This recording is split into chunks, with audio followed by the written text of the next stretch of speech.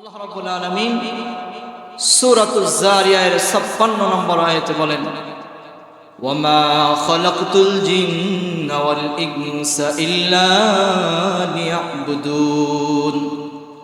রব বলেন, আমি আল্লাহ আসমান বানাইলাম, জমিন বানাইলাম, চন্দ্র বানাইলাম, সূর্য বানাইলাম, আসমান আর জমিনের মধ্যে যা কিছু বানাইলাম, আমি আল্লাহ সব কিছুর মধ্যে দুটি জাতিকে নির্বাচন করলাম, লিয়াবুদুন, শুধুমাত্র কেবলমাত্র আমার ইবাদতের জন্যে। দুটি জাতির নাম, ওয়ামা খালাকতুল জিন্না ওয়াল ইনস। আল্লাহ তাআলা মানব জাতি আর জিন জাতি, এই দুটি জাতিকে আল্লাহ তাআলা বানালেন লিয়াবুদুন, শুধুমাত্র কেবলমাত্র কার ইবাদতের জন্যে। আল্লাহ তাআলা জমিনকে বানালেন মানুষের কল্যাণের জন্যে, যার উপর বান্দা ভর করে পৃথিবীর এক প্রান্ত থেকে অপর প্রান্ত ভ্রমণ করবে। মহান মালিক আল্লাহ পানিকে বানাইলেন মানুষের কল্যাণের জন্যে, যার দ্বারা বান্দা পিপাসা নিবারণ করবে। আল্লাহ রাব্বুল আলামিন আগুনকে বানালেন মানুষের কল্যাণের জন্যে, যার দ্বারা বান্দা তার খাদ্য সামগ্রী তৈরি করবে।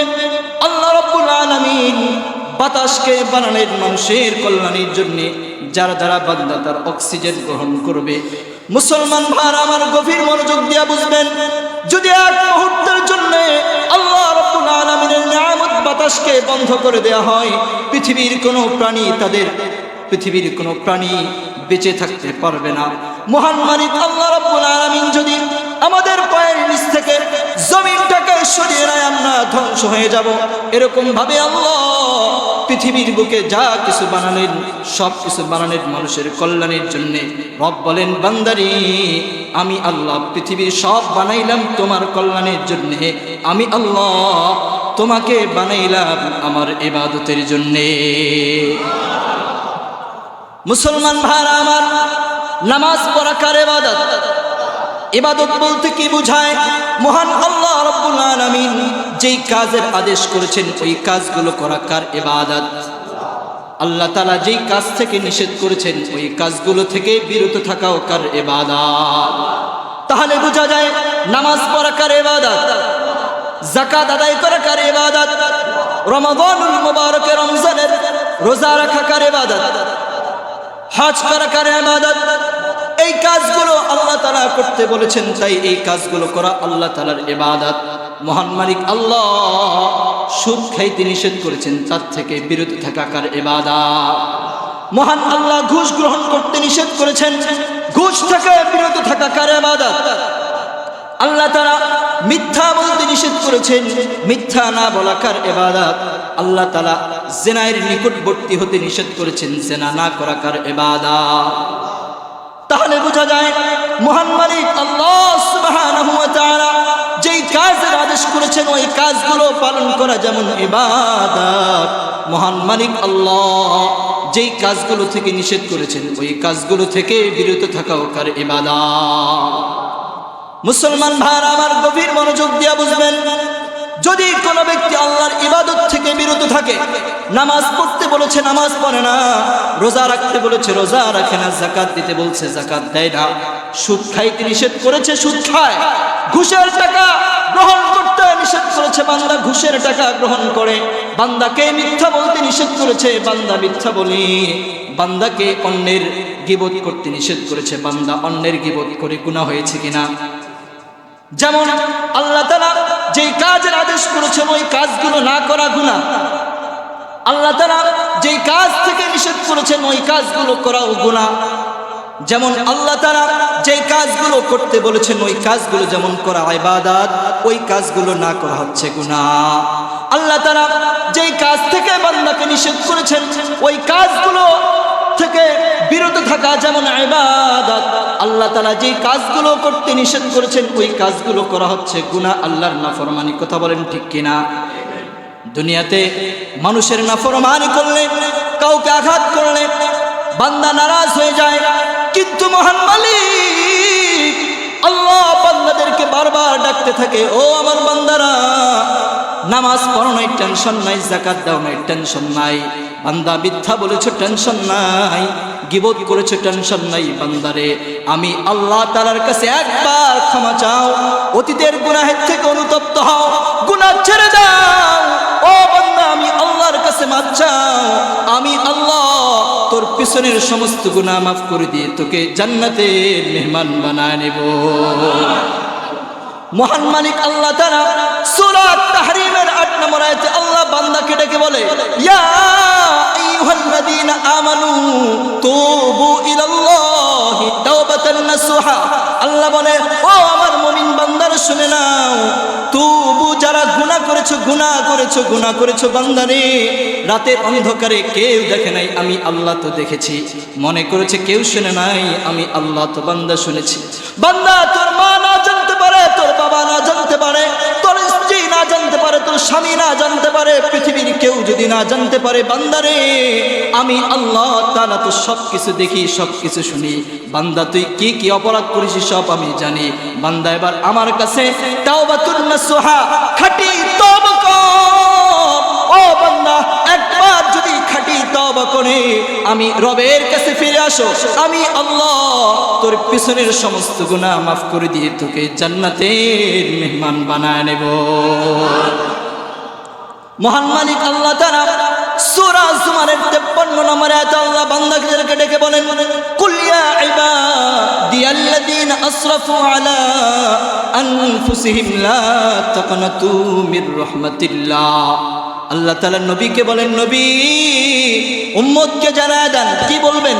ইয়া ইবাদিয়াল্লাযীনা আসরাফু আলা আনফুসিহিম লা তাকনাতু মির রাহমাতিল্লাহ।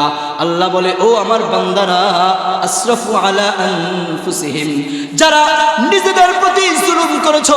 নামাজ পড়তে বলা হয়েছে, বান্দা নামাজ পড়ো নাই, বান্দা জিনা করেছো, মিথ্যা বলেছো, গীবত করেছো, অন্যায় অত্যাচার অবিচার জুলুম নির্যাতন করেছো। অসহায় হওয়ার কারণ নাই, বান্দার ডিপ্রেশনের কোনো কারণ নাই, হতাশ হওয়ার কোনো কারণ নাই। লা তাকনাতু মির রাহমাতিল্লাহ। ও বান্দা, আল্লাহর রহমত থেকে নিরাশ হয়ে যেও না। বান্দারে, আসা রাব্বুকুম আইয়ুকাফফিরা আনকুম সাইয়্যাতিকুম। আল্লাহ তাআলার কাছে ফিরে আয়, আল্লাহ তাআলার কাছে ফিরে আয়। যদি আল্লাহ তাআলার কাছে তওবা করো, ও আল্লাহ, অতীতে যত গুনাহ করেছি, অতীতে যত অপরাধ করেছি, অন্যায় অত্যাচার জুলুম নির্যাতন করেছি, আল্লাহ আর করব না। বান্দা, একবার বল, আমি আল্লাহ তোর পিছনের সমস্ত গুনাহ মাফ করে দিয়ে তোকে আমার বন্ধু বানায় নেব। ইন্নাল্লাহা ইয়াগফিরুদ যুনুবা জামিআ। ও বান্দারে, লা তাকনাতু মির রাহমাতিল্লাহ, তোমরা আমার রহমত থেকে নিরাশ হয়ে যেও না। ইন্নাল্লাহা ইয়াগফিরুদ যুনুবা জামিআ, আমি আল্লাহ বান্দা তোর সমস্ত গুনাহকে ক্ষমা করে দেব। আল্লাহ তাআলা ক্ষমাশীল কে? পৃথিবীর কেউ যেটা পারে না সেটা পারেন কে? পৃথিবীর সবার ক্ষমতা যেখানে শেষ, সেখানে কার ক্ষমতা শুরু? পৃথিবীর সমস্ত শক্তি যেখানে শেষ, সেখানে শক্তি কার? মুসলমান ভাইরা আমার, রাহমাতুল আলামিন নবী সাইয়্যিদুল মুরসালিন খাতামুন নবীন, নবী দু জাহান উম্মতকে জানায় দেয়, ও আমার উম্মতের দল। ইবনে মাজাহ শরীফের 4250 নম্বর হাদিসের বর্ণনা। বান্দা যখন গুনাহ করে রবের কাছে তওবা করে মাফ চায়, নবী বলেন বান্দার অবস্থাটা তখন কেমন হয়? আত্তাইবু মিনাজ যামবি কামা লা যামবালা। বান্দা বলে, আল্লাহর নবী বলেন, কোন বান্দা যখন গুনাহের পরে তওবা করে আল্লাহ তাআলার কাছে মাফ চায়, আল্লাহ তাআলা তাকে মাফ করে দেয়। তার অবস্থাটা কেমন হয়? কামা যামবালা, যেন বান্দা কোনো গুনাহে করে নাই। বলেন, তওবার দরকার আছে না নাই? তওবার দরকার আছে না নাই? পৃথিবীর সব জায়গায় হতাশ হওয়া যায়, রবের কাছে হতাশ হওয়া যায় না। পৃথিবীর সব দরজা যদি বন্ধ হয়ে দেয়, কার দরজা খোলা আছে বলেন না? কার দরজা খোলা আছে? কার দরজা? আল্লাহর নবী বলেন, ইবনে মাজাহ শরীফের 4251 নম্বর হাদিসের বর্ণনা। নবী বলেন, কুল্লু বনি আদম খাত্তাউন ওয়া খায়রুল খাত্তাইনা আত-তাওয়াবুন। নবী বলেন বনি আদম আদম সন্তান সকলেই পাপিষ্ঠ, সকলেই অপরাধী পাপী। নবী বলেন খায়রুল খাত্তাইনা আত-তাওয়াবুন, ওই পাপীদের মধ্যে তারাই দামি যারাই তওবাকারী। বলেন তওবার দরকার আছে না নাই? তওবা করলে শ্রেষ্ঠ বানায় দিবেন তিনি কে? আওয়াজ দিয়ে বলেন না তওবা করলে মাফ করে দিবেন তিনি কে? আওয়াজ দিয়ে বলেন না তওবা করলে আল্লাহ বন্ধু বানায় নেবেন কিনা বলেন? মুসলমান ভাইরা আমার গভীর মনোযোগ দিয়ে বুঝবেন। মুসলিম শরীফের 2759 নম্বর হাদিসের বর্ণনা। আল্লাহর নবী বলেন ইন্নাল্লাহা আযজা ওয়া জাল্লা ইয়াবসুতু ইয়াদাহু লিয়াতুবা মুসিউন নাহার। ইন্নাল্লাহা আযজা ওয়া জাল্লা ইয়াবসুতু ইয়াদাহু বিল-লাইল লিয়াতুবা মুসিউন নাহার ওয়া ইয়াবসুতু ইয়াদাহু বিন-নাহার লিয়াতুবা মুসিউল-লাইল। রাহমাতুল আলাম নবী বলেন গভীর রজনীতে গোটা পৃথিবীর সমস্ত মানব দানব সমস্ত প্রাণী যখন ঘুমিয়ে যায়, রব আল্লাহ রাতের বেলা তার ক্ষমার হাতটাকে প্রসারিত করে দেয়, ক্ষমার হাতটাকে প্রসারিত করে দেয় রাতের বেলা।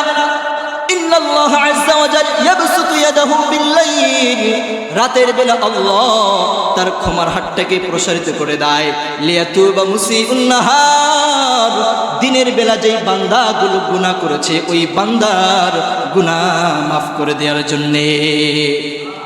যদি দিনের বেলা কোনো গুনাহগার বান্দা রাতের বেলা আল্লাহ তাআলার কাছে মাফ চায়, আল্লাহ দিনে যত গুনাহ করেছি মাফ করে দাও, সঙ্গে সঙ্গে আল্লাহ তাআলা বান্দার গুনাহগুলোকে মাফ করে দেয়।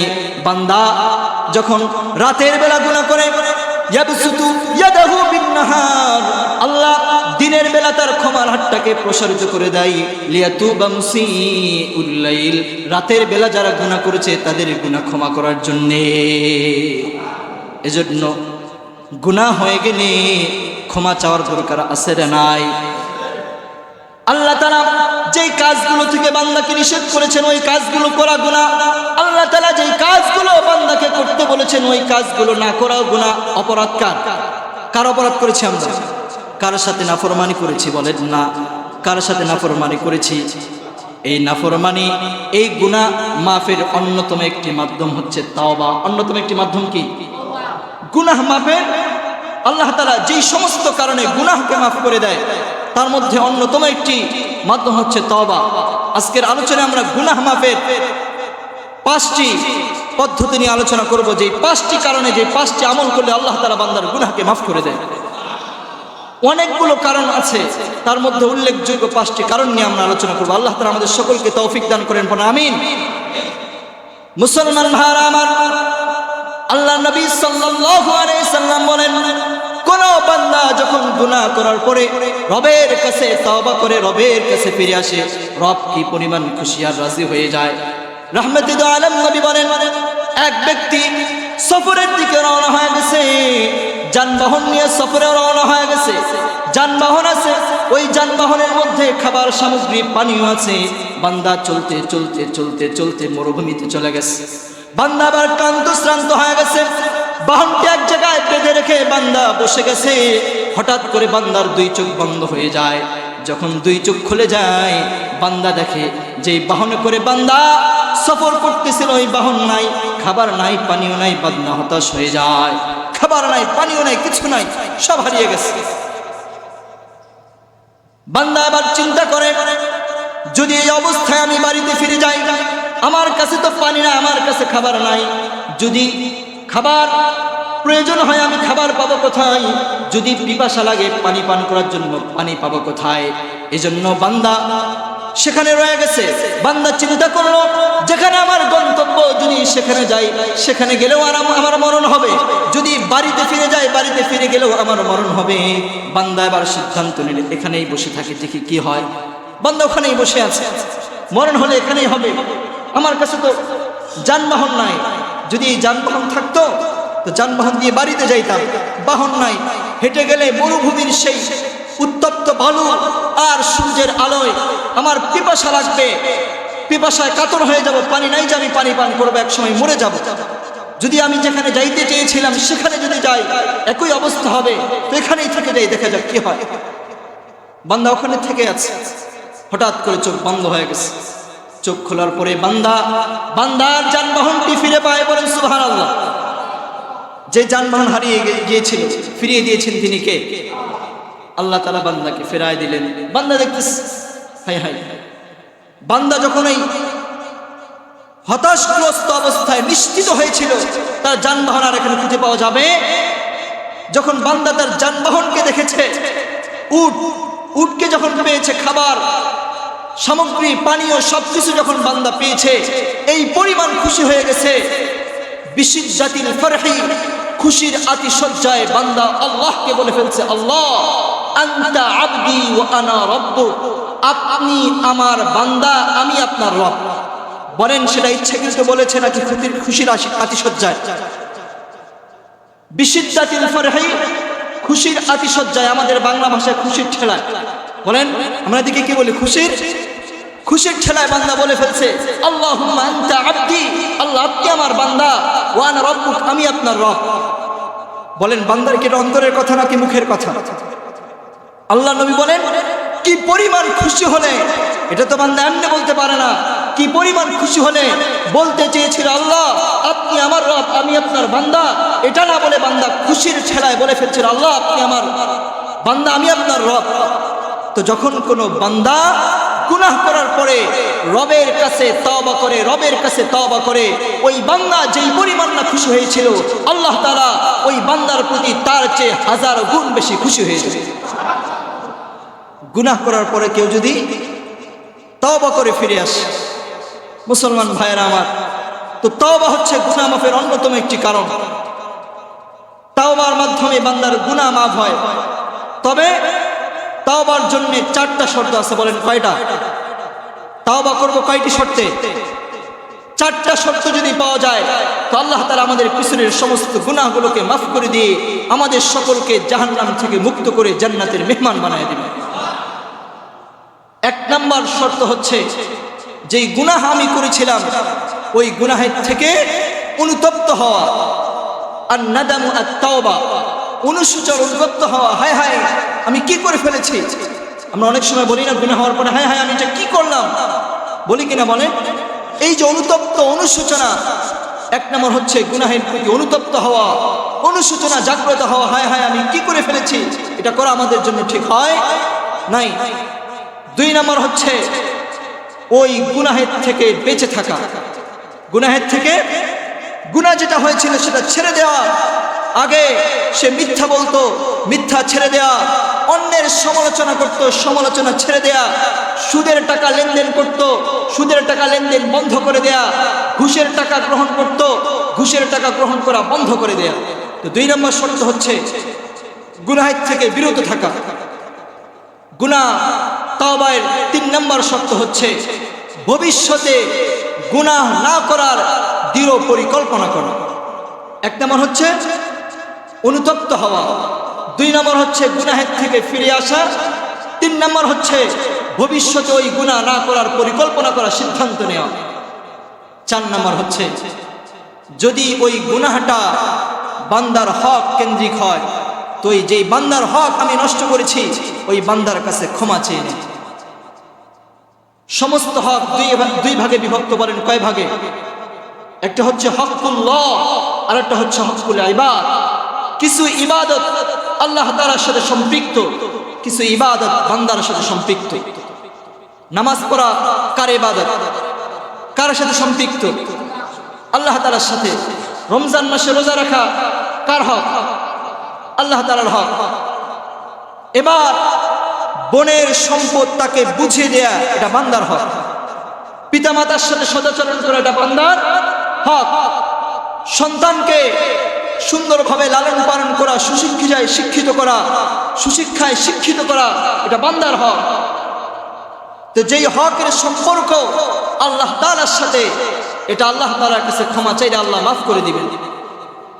কিন্তু যেই ইবাদতের সম্পর্ক বান্দার সাথে, ওই ইবাদত যদি বান্দা নাফরমানি করে ইবাদত না করে, বান্দার হক যদি লুণ্ঠন করে, বান্দার হক যদি পরিপূর্ণভাবে আদায় না করে, যতক্ষণ ওই বান্দা তাকে মাফ না করবে ততক্ষণ আল্লাহ তাআলা তাকে মাফ করবেন,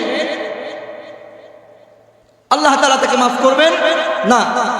তো 4 নাম্বার তাওবার শর্ত হচ্ছে যে যার সাথে অপরাধ সম্পৃক্ত হয়েছে তার কাছে ক্ষমা চেয়ে নেয়।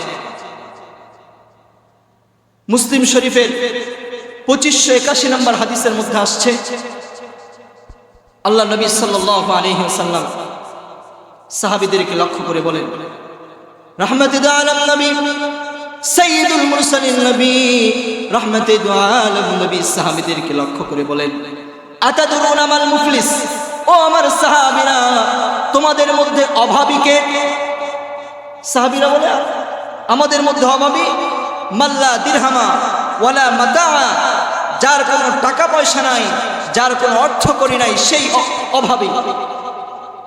নবী সাল্লাল্লাহু আলাইহি ওয়াসাল্লাম বলেন, না, ইন্নাল মুফলিসা মিন উম্মতি ইয়াতি ইয়াউমাল কিয়ামা বিসসালাতিন ওয়া সিয়ামিন ওয়া যাকাতিন, আরে আমার উম্মতের মধ্যে অভাবী তো সেই যে কিয়ামতের ময়দানে অসংখ্য অগণিত নামাজ নিয়ে হাজির হবে, অসংখ্য অগণিতবার যাকাত আদায় করা নিয়ে হাজির হবে, রমজানের রোজা নিয়ে হাজির হয়ে যাবে।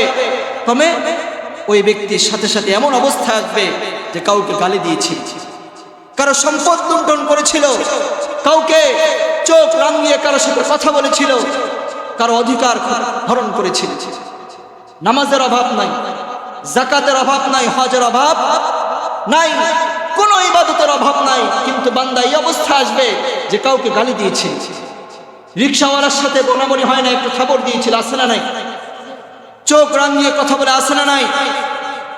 বাড়িওয়ালারা ভাড়াটিয়ার সাথে চোখ রাঙিয়ে কথা বলে, আসে না নাই? যে কোনো অবস্থায় হতে পারে, চাকরিজীবী অফিসে আদালতে হতে পারে, মসজিদ মাদ্রাসা হতে পারে, যে কোনো জায়গায় হতে পারে। আপনার দ্বারা কোনো মানুষ যদি কষ্ট পায়, এটা কার হক নষ্ট করা হয়েছে? বান্দার হক।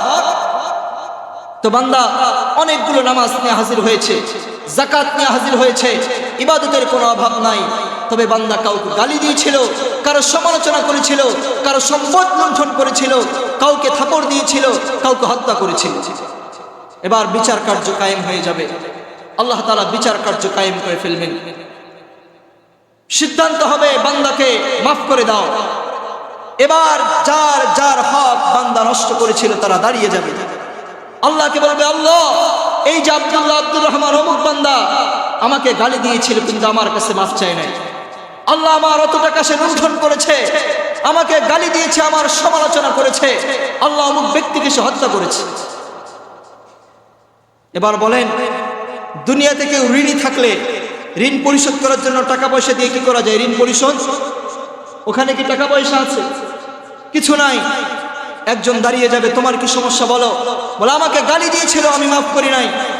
আল্লাহ তাআলা বলবে, ও আমার ফেরেশতাদের দল, এই বান্দার দেখো নামাজ আছে কিনা, রোজা আছে কিনা, রোজার তো অভাব নাই, ইবাদতের তো অভাব নাই, তার ইবাদতের কিছু অংশ যাকে গালি দিয়েছিল তাকে দিয়ে দাও, তার ইবাদতের কিছু অংশ যার সম্পদ লুণ্ঠন করেছিল তাকে দিয়ে দাও, তার ইবাদতের কিছু অংশ যার সমালোচনা করেছিল তাকে দিয়ে দাও।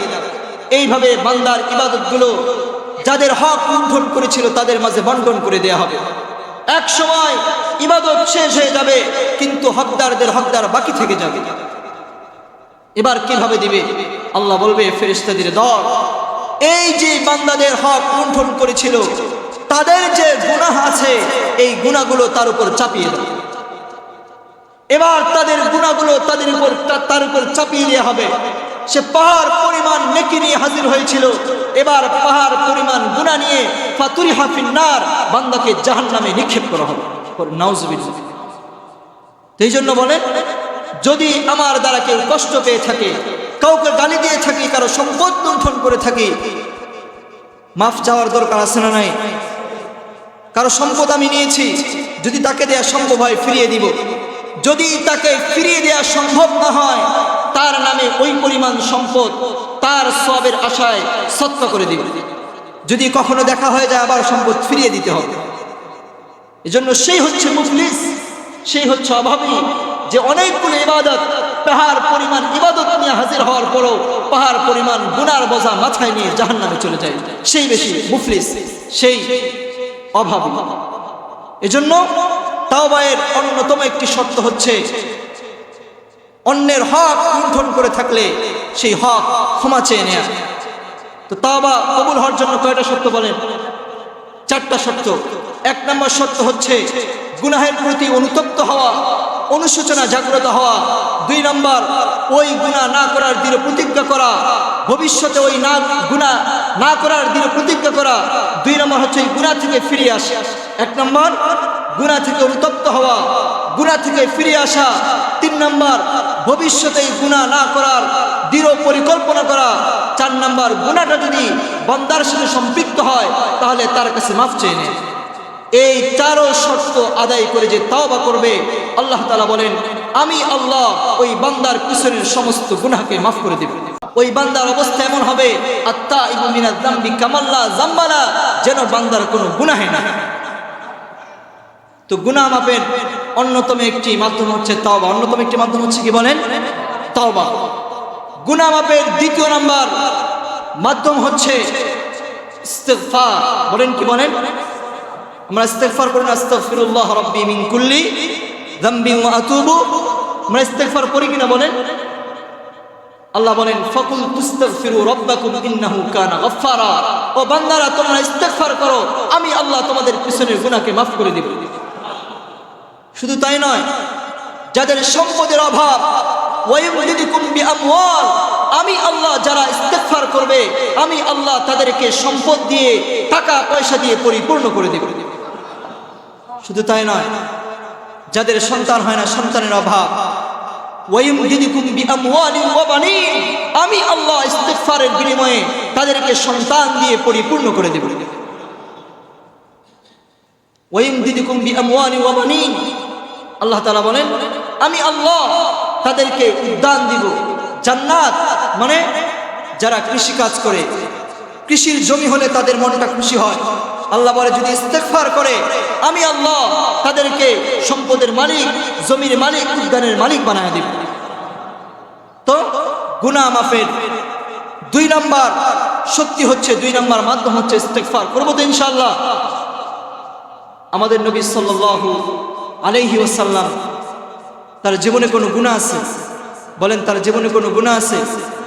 জীবনের পূর্বে পরে কোনো গুনাহ নাই, তারপরও আল্লাহ নবী সাল্লাল্লাহু আলাইহি ওয়াসাল্লাম দিনে 70 বার থেকে 100 বার ইস্তিগফার করতেন। বলেন সুবহানাল্লাহ। আমরা কে বলতে পারবো যে আমাদের কোনো গুনাহ নাই? কে বলতে পারবো? আমাদের গুনাহগার কিনা বলেন? গুনাহের জন্য তওবা ইস্তিগফারের দরকার আছে না নাই?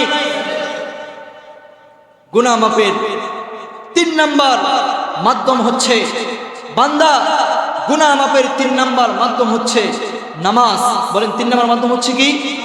নামাজ। আল্লাহ নবী সাল্লাল্লাহু আলাইহি ওয়াসাল্লাম বলেন ইযা তাওয়াদ্দাআ আল আবদু ফাআহসানা উযুআহু, যখন কোনো বান্দা উযু করে, ফাআহসানা উযুআহু, তার উযুটা পরিপূর্ণভাবে সুন্দররূপে করে, এরপরে ওয়াসাল্লা রাকাতাইনি, 2 রাকাত নামাজ পড়ে। বলেন কয় রাকাত? লা ইয়াসহু ফিহা, যেই রাকাতের মধ্যে কোনো ভুল থাকে না। রুকু সুন্দরভাবে আদায় করে, সিজদা সুন্দরভাবে আদায় করে, কেরাত সুন্দরভাবে পড়ে। আল্লাহ নবী সাল্লাল্লাহু আলাইহি ওয়াসাল্লাম বলেন গুফিরা লাহু মা তাকাদ্দামা, এই 2 রাকাত নামাজ পড়ার কারণে আল্লাহ তাআলা তার পিছনের সমস্ত গুনাহকে মাফ করে দেন। তো নামাজ গুনাহ মাফের অন্যতম একটি কারণ। আসাহুল কিতাব বাদা কিতাবিল্লাহি তাআলা, মহাগ্রন্থ আল কোরআনুল কারীমের পরে যে কিতাবের মর্যাদা, তার নাম বুখারী শরীফ। তার নাম কি বলেন? বুখারী শরীফের 4475 নম্বর হাদিসের বর্ণনা। আল্লাহ নবী সাল্লাল্লাহু আলাইহি ওয়াসাল্লাম বলেন ইযা ক্বালাল ইমাম গায়রিল মাগদুবি আলাইহিম ওয়ালাদ-দাল্লিন ফাকুলু আমিন।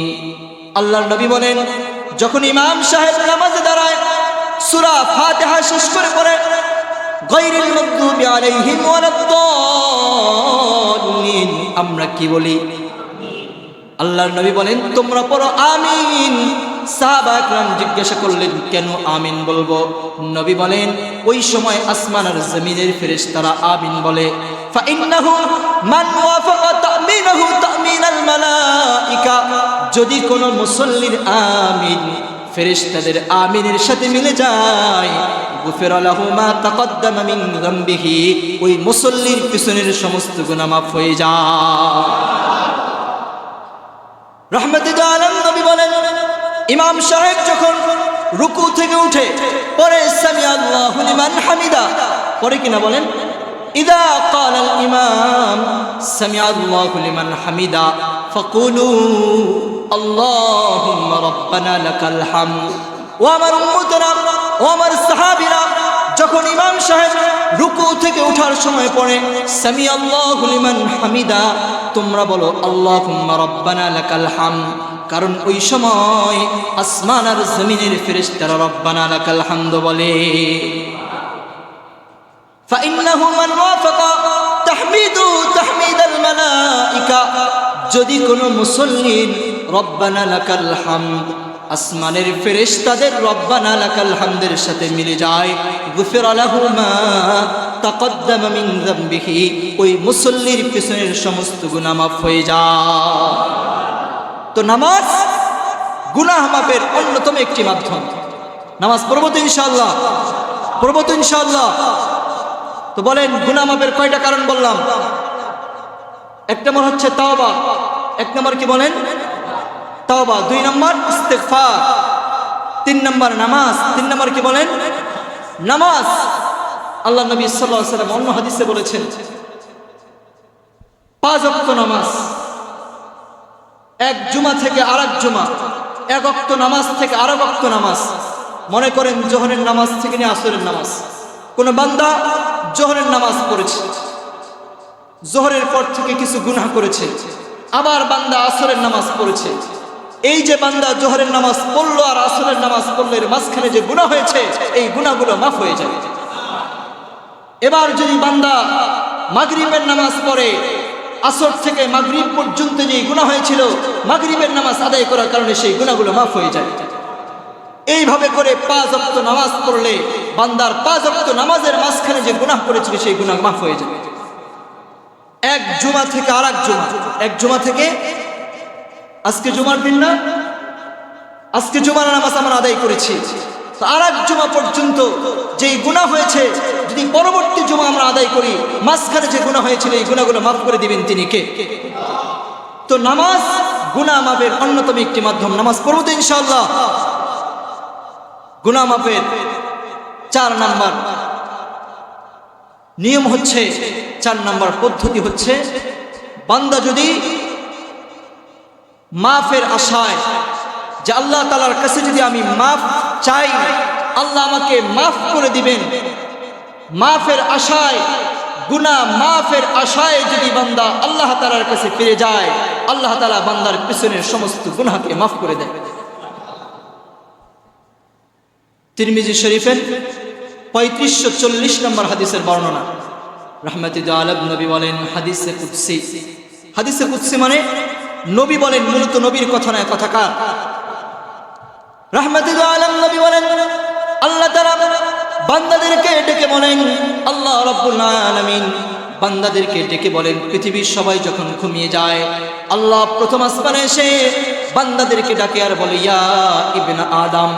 আল্লাহ বান্দাদেরকে ডেকে বলেন ইয়া ইবনে আদম ইন্নাকা মা দাউতানি ওয়া রাজাউতানি। ও আমার বান্দারা যদি তোমরা গুনাহ মাফের আশায় আমি আল্লাহ তাআলার কাছে ফিরে আসো গফারতু লাকা আলা মা কানা ফিকা।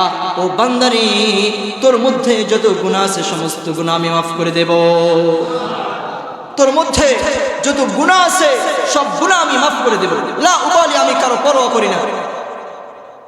আমরা যারা অফিস আদালতে চাকরি করি কাউকে মাফ করে দিলে, কেউ অপরাধ করলে যদি মাফ করি তো চিন্তা করি যে আমি তাকে যে মাফ করতেছি উপরের লেভেলের অফিসারগুলো আমাকে কিছু বলবে কিনা, চিন্তা করে কিনা বলেন?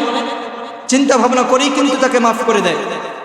কিন্তু আল্লাহ যদি কাউকে মাফ করে দেয় আল্লাহ তাআলার চিন্তা করার দরকার আছে? আল্লাহ বলেন লা উবালি, ও বান্দারে আমি আল্লাহ তোকে মাফ করে দিব, আমি কারো পরোয়া করি না। আল্লাহ বলেন ইয়া ইবনে আদম লাউ বালাগাত যুনুবুকা আনানাস যদি তোমার গুনাহ জমিন থেকে আসমান পর্যন্ত পৌঁছে যায়, সুম্মা আস্তাগফারতানি, ও বান্দারে এরপর যদি তুমি তওবা করো, সুম্মা গফারতু লাকা, আমি আল্লাহ তোর এই সমস্ত গুনাহকে মাফ করে দেব। শুধু তাই নয়, মহান মালিক আল্লাহ বান্দাদেরকে ডেকে ডেকে বলেন, ইয়া ইবনে আদম লাউ আতাইতানি বিকুরাবিল আরদি খাতায়া, ও বান্দারে যদি তুমি আমার কাছে গোটা পৃথিবী পরিমাণ গুনাহ নিয়ে হাজির হয়ে যাও, গোটা পৃথিবী পরিমাণ গুনাহ নিয়ে যদি হাজির হয়ে যাও, সুম্মা লাকিতানি লা তুশরিক বি শাইআন, এরপরে তুমি আমার কাছে ক্ষমা চাও যে আমার সাথে তুমি কাউকে অংশীদারিত্ব করো নাই, আমার সাথে কারো শিরিক করো নাই, আমার সাথে কাউকে শরীক করো নাই, বান্দানে এই অবস্থায় যদি তুমি আসো, লাউ আতাইতুকা লা আতাইতুকা বিকুরাবিহা মাগফিরাতান, আমি আল্লাহ আসমান আর জমিন পরিমাণ তোমার কাছে ক্ষমা নিয়ে হাজির হয়ে যাব। আল্লাহ বলে, বান্দা যদি তুমি আসমান আর জমিন পরিমাণ গুনাহ নিয়ে আমার কাছে হাজির হয়ে যাও, বান্দা কোনো টেনশন নাই, আমি আল্লাহ তোর কাছে আসমান আর জমিন পরিমাণ ক্ষমা নিয়ে হাজির হয়ে যাব। যদি কেউ ক্ষমার আশায় আল্লাহ তাআলার কাছে মাফ চায়, হে আল্লাহ আমাকে মাফ করে দাও, আল্লাহ তাআলা এই বান্দার পিছনের সমস্ত গুনাহকে মাফ করে দেবে। বলেন কয়টা বললাম? চারটা। 5 নম্বর হচ্ছে গুনাহ। আজকের জুমায় আলোচনা করেছি গুনাহ মাফের অন্যতম একটি কারণ হচ্ছে আল্লাহর নবী সাল্লাল্লাহু আলাইহি সাল্লামের ইতাআত, নবীর সুন্নতের অনুসরণ। যার ভিতরে নবীর সুন্নতের অনুসরণ অনুকরণ পাওয়া যাবে, আল্লাহ তাআলা তাকে মাফ করে দিবেন। সূরা আলে ইমরানের 31 নম্বর আয়াতে আল্লাহ বলেন, কুল ইন কুনতুম তুহিব্বুনাল্লাহ ফাত্তাবিউনি ইউহিব্বুকুমুল্লাহ। আল্লাহ বলেন, নবী উম্মতকে জানায় দেন, ইন কুনতুম তুহিব্বুনাল্লাহ, ও আমার উম্মতেরা, যদি তোমরা আল্লাহকে ভালোবাসতে চাও, আল্লাহ তাআলার বন্ধুত্ব অর্জন করতে চাও, আল্লাহ তাআলার সাথে মহব্বত স্থাপন করতে চাও, ফাত্তাবিউনি, তাহলে তোমরা আমি নবীর অনুসরণ করো। আল্লাহ বলেন, ও আমার বান্দারা, যদি তোমরা আমাকে ভালোবাসতে চাও তো আমার নবীর অনুসরণ করো, তো কি হবে? ইউহিব্বুকুমুল্লাহ, আমি আল্লাহ তোমাদেরকে ভালোবাসবো। শুধু তাই নয়, ওয়ায়াগফির লাকুম যুনুবাকুম, আমি আল্লাহ তোমাদের পিছনের সমস্ত গুনাহগুলোকে মাফ করে দেব। তো গুনাহ মাফের অন্যতম একটি মাধ্যম হচ্ছে রাসূলের ইতাআত, নবীর অনুসরণ করে, নবীর রঙে যে রাঙ্গাবে, নবীর সজ্জায় যে সজ্জিত হবে, নবীর আদর্শে যে আদর্শবান হবে, আল্লাহ তাআলা এই বান্দাদেরকে ভালোবাসবেন, সাথে সাথে বান্দাদের পিছনের সমস্ত গুনাহকে মাফ করে দিবেন। তো বলেন গুনাহ মাফের কয়টি কারণ বললাম? 5টা কারণ। আল্লাহ যেই কাজের আদেশ করেছেন সেই কাজ না করা, আল্লাহ যেই কাজ থেকে নিষেধ করেছেন সেই কাজ করা হচ্ছে গুনাহ। আল্লাহ যেই কাজ করতে বলেছেন ওই কাজ করা হচ্ছে ইবাদত। আল্লাহ যেই কাজ থেকে নিষেধ করেছেন ওই কাজ থেকে বিরত থাকা ইবাদত, আবার ওই কাজ করা হচ্ছে গুনাহ। আল্লাহ যেই কাজ করতে বলেছেন ওই কাজ করা যেমন ইবাদত, ওই কাজ না করা তেমন গুনাহ। আল্লাহ যেই কাজ করতে নিষেধ করেছেন ওই কাজ থেকে বিরত থাকা ইবাদত, আবার উল্টা ওই কাজ করা হচ্ছে গুনাহ। যদি বান্দার গুনাহ হয়ে যায়, এই গুনাহ মাফের কয়টি কারণ? 5টা মাধ্যম। 1 নম্বর হচ্ছে তাওবা, 2 নম্বর হচ্ছে ইস্তিগফার, 3 নম্বর হচ্ছে নামাজ, 4 নম্বর হচ্ছে মাফের আশায় আল্লাহ তাআলার কাছে ক্ষমা চাওয়া, আল্লাহ তাআলার কাছে ফিরে যাওয়া, 5 নম্বর হচ্ছে নবী সাল্লাল্লাহু আলাইহি ওয়াসাল্লামের ইতাআত। আল্লাহ তাআলা আমাদের সকলকে এই 5টি কাজের অনুসরণ করে গুনাহ মাফ করে দুনিয়া এবং আখিরাতের সফলতা এবং কামিয়াবি অর্জনের তৌফিক দান করেন। সকলে বলেন আমিন। মুসলমান ভাইরা আমার, যদি আমরা গুনাহ মাফ না করে দুনিয়া থেকে বিদায় নিয়ে কবরে চলে যাই, তাহলে কি অবস্থা হবে? কি অবস্থা হবে? উপায় আছে বলেন? আল্লাহ বলছে, আরে মরণের আগেই গুনাহ থেকে ক্ষমা চাও। যদি মৃত্যু চলে আসে, মৃত্যুর ফেরেশতা যখন চলে আসবে, ওই সময় যদি মাফ চাও, মাফ হবে? ওই সময়ের কোনো মাফ? বলেন আমরা কে কবে মরবো? মৃত্যু হবে আমাদের জানা আছে? কারো বলেন, কারো কি জানা আছে? তো মাফ চাওয়ার দরকার আছে না নাই? মুসলমান ভাইরা আমার, আল্লাহর কোন বান্দা যদি গুনাহ নিয়ে কবরে যায়, কিয়ামতের ময়দানে যখন বিচার কার্য কায়েম হয়ে যাবে, আল্লাহর নবী বলেন যখন বিচার কার্য কায়েম হয়ে যাবে, একদল চলে যাবে কোথায়? জান্নাতে। আরেক দল চলে যাবে কোথায়? আল্লাহ বলেন ফারিকুন ফিল জান্নাহ ওয়া ফারিকুন ফিস সাঈর। একদল চলে যাবে জান্নাতে, আরেক দল চলে যাবে জাহান্নামে। যারা জাহান্নামী হবে, যারা জাহান্নামী হবে তাদেরকে যতগুলো শাস্তি দেওয়া হবে, জাহান্নামীদেরকে অনেকগুলো শাস্তি দেওয়া হবে। মিশকাত শরীফের হাদিসে আসছে জাহান্নামীদের যেই পরিমাণ শাস্তি দেওয়া হবে তার মধ্যে অন্যতম একটি শাস্তি থাকবে আল জুউ, ক্ষুধার যন্ত্রণা। কিসের যন্ত্রণা বলেন? ক্ষুধার। রাহমাতুল আলাম নবী বলেন ইলকা আলা আহলিন নার আল জুউ। গুনাহগারদের জন্য ক্ষুধার যন্ত্রণা দেওয়া হবে, ক্ষুধার যন্ত্রণা, ক্ষুধার যন্ত্রণা দেওয়া হবে। ক্ষুধার যন্ত্রণায় কাতরাত থাকবে। ফায়াস্তাগীসুনা বিত-তাআম। গুনাহগাররা একটা সময় আল্লাহ তাআলার কাছে খাবার চাবে। কি চাবে বলেন? খাবার চাবে। তো আল্লাহ তাআলা খাবার দিবেন। ফায়ুগাসুনা মিন জারি, জারি নামক এক খাবার দিবে। লা ইউসমিন ওয়ালা ইউগনি মিন জু। যেই খাবার দ্বারা ক্ষুধাও নিবারণ হবে না, পিপাসাও মিটবে না। খাবার দ্বারা ক্ষুধাও নিবারণ হবে না, পিপাসাও মিটবে না। তাবার আল্লাহ তাআলার কাছে ভিন্ন খাবার চাইবে। ফায়ুগাসুনা বিত-তাআম যী গুসসা। এক রকমের তিক্ত খাবার বান্দাদেরকে দেয়া হবে। এই তিক্ত খাবার যখন বান্দারা ক্ষুধার যন্ত্রণায় খাবে, আরে গলার মধ্যে চলে যাবে। কাঁটাযুক্ত খাবার যখন গলায় চলে যাবে, ভিতরে আর যাবে না, বাইরে বেরো হবে। আমাদের গলায় যদি কোনো খাবার আটকে যায় তো আমরা পানি দিয়ে খাবারটা ভিতরে নেওয়ার চেষ্টা, তো বান্দার দুনিয়ার কথা মনে হয়ে যাবে। হায় হায়, দুনিয়াতে যদি কোনো খাবার গলা আটকে যেত তো পানি দিয়ে সেই খাবার ভিতরে প্রবেশ করাতাম। এবার বান্দা ফায়াস্তাগীসুনা বিশ-শারাব, পানি পানি করে চিৎকার করতে থাকবে। তো বান্দা যখন পানি পানি করে চিৎকার করবে, মুহতারাম হাজিরিন গভীর মনোযোগ দিয়ে শুনবেন, ফায়ুরফাউ ইলাইহিমুল হামিম বিকালালিবিল হাদীদ। বান্দার সামনে জাহান্নামের উত্তপ্ত পানি লোহার আংটা দ্বারা ধরে জাহান্নামের উত্তপ্ত পানি বান্দার সামনে পেশ করা হবে। পানি পানি করে যখন চিৎকার করবে, ওই পানি তো হাত দিয়ে ধরা যায় না, ফেরেশতারা লোহার আংটা দ্বারা ধরে ওই জাহান্নামের উত্তপ্ত পানি জাহান্নামের সামনে তুলে ধরবে। তো জাহান্নামী ব্যক্তিরা পিপাসায় ওই গলায় যে কাঁটাযুক্ত খাবার আটকে গেছে, ওই খাবার ভিতরে প্রবেশ করার জন্য অস্থির হয়ে যাবে।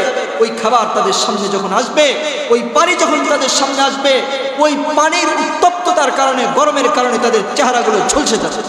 পরে নাউজুবিল্লাহ, এই যে চেহারা এরকম থাকবে না, চেহারা ঝলসে যাবে। তারপরও কাঁটাযুক্ত খাবারের যন্ত্রণায় বান্দা ওই উত্তপ্ত পানি পান করবে।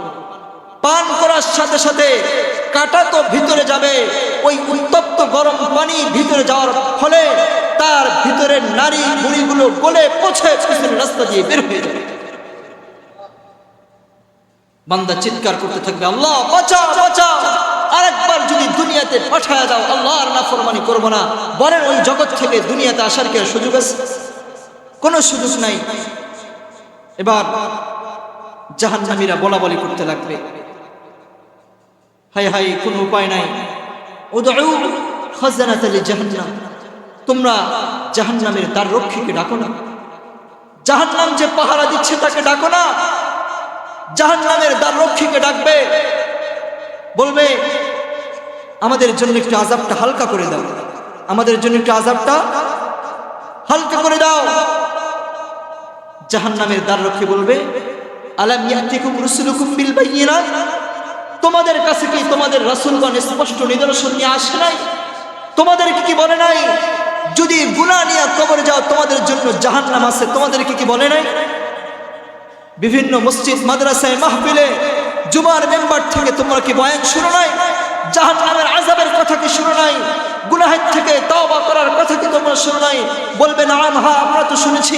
তো তারপরে তোমরা গুনাহ করেছো, যাও এবার জাহান্নামের আযাব, জাহান্নামের মজা তোমরা চাকতে থাকো। পরে নাউজুবিল্লাহ, যখন জাহান্নামের দ্বার রক্ষীকে ডেকে কোনো লাভ হবে না। জাহান্নামীরা বলাবলি করতে লাগবে, উদউ মালিকালি জাহান্নাম, তোমরা জাহান্নামের দারোগা মালিককে ডাক দাও।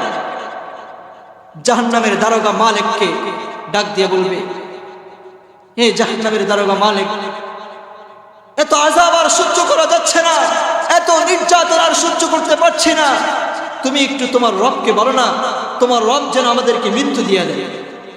আমরা অনেক সময় দুনিয়ার কোনো আযাব গজবে পড়লে আল্লাহ আমার মৃত্যু দেয় না কেন বলে কিনা বলেন, আমার এই যন্ত্রণা থেকে মরাই ভালো বলে কিনা বলেন।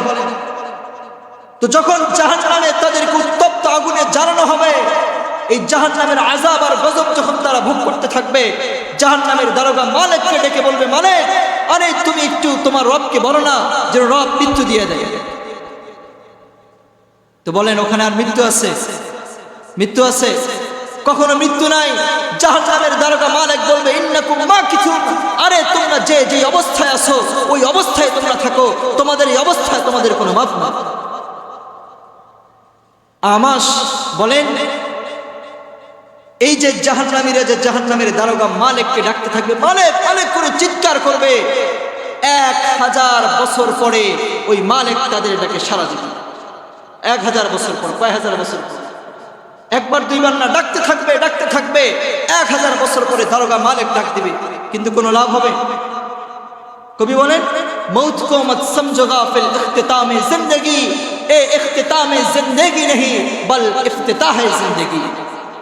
তোমরা মৃত্যুকে জীবনের শেষ মনে করো না, বরং মৃত্যু জীবনের শেষ নয়, এই মৃত্যুই হচ্ছে জীবনের শুরু। মৃত্যু কি জীবনের শেষ বলেন? মৃত্যুর মাধ্যমে মানুষের যে জীবন শুরু হয়, এই জীবনের আর কোনো শেষ। জান্নাতে গেলে জান্নাতে, জাহান্নামে গেলে জাহান্নামে। যখন তারা দেখছে জাহান্নামের দ্বার রক্ষীকে ডেকেও কোনো লাভ হয় নাই, জাহান্নামের দারোগা মালিককে ডেকেও কোনো লাভ হয় নাই, আরে জাহান্নামীরা বলাবলি করতে লাগবে, আসমানের মালিক, জমিনের মালিক, জান্নাতের মালিক, জাহান্নামের মালিক, এবার তোমরা তোমাদের রবকে ডাকো না, হতে পারে রব আমাদেরকে মাফ করে দিবে। আল্লাহকে ডাকতে থাকবে আর বলবে, রব্বানা গালাবাত আলাইনা শিকওয়াতুনা ওয়া কুননা কওমান দাল্লিন, আল্লাহ আমাদের উপর জুলুম নির্যাতন, আল্লাহ আমরা অপরাধী, আমরা পাপিষ্ঠ ছিলাম, আল্লাহ আমাদেরকে মাফ করে দাও। আল্লাহ আল্লাহ তাআলা ডাকে সাড়া দিবে না। দীর্ঘ সময় পরে, বছরের পর বছর কেটে যাবে, এরপর আল্লাহ তাআলা ওই জাহান্নামীদের ডাকে সাড়া দিবে, বলবে, কি বলো বলো, বলে আল্লাহ জাহান্নাম থেকে পানা চাই। আল্লাহ এই অপরাধীদেরকে বলবে, লা তুকাল্লিমুনি, আরে অপরাধী, তোমরা তো দুনিয়াতে তওবা করে ফিরে আসো নাই, আমার কাছে মাফ চাও নাই, লা তুকাল্লিমুনি, তোমরা আমার সাথে কথা বলো না, যাও যে অবস্থায় আছো তোমরা জাহান্নামের আযাব ভোগ করতে থাকো। পরে নাউজুবিল্লাহ। বলেন কোন উপায় থাকবে? দ্বার রক্ষীকে ডেকেও লাভ হয় নাই, জাহান্নামের দারোগা মালিককে ডেকেও কোনো লাভ হয় নাই, জান্নাত জাহান্নামের মালিক আল্লাহকে ডেকেও কোনো লাভ হয় নাই। যদি তওবা করতো মাফ করে দিতেন তিনি কে? বলেন তওবার দরকার আছে না নাই? তওবা করবো তো ইনশাআল্লাহ। আল্লাহ তাআলা আমাদের সকলকে তওবা করে দুনিয়া এবং আখিরাতে সফলতা এবং কামিয়াবি অর্জনের তৌফিক দান করেন, সকলে পড়েন আমিন। তো আজকের বয়ান থেকে আমরা যে বিষয়টি জানতে পারলাম, গুনাহ মাফের কয়টি কারণ? 5টা। 1 নম্বর হচ্ছে তওবা, 2 নম্বর ইস্তিগফার, 3 নম্বর নামাজ, 4 নম্বর ক্ষমার আশায় আল্লাহ তাআলার কাছে ফিরে আসা, 5 নম্বর হচ্ছে নবীর ইতাআত, নবীর আদর্শে আদর্শবান হওয়া।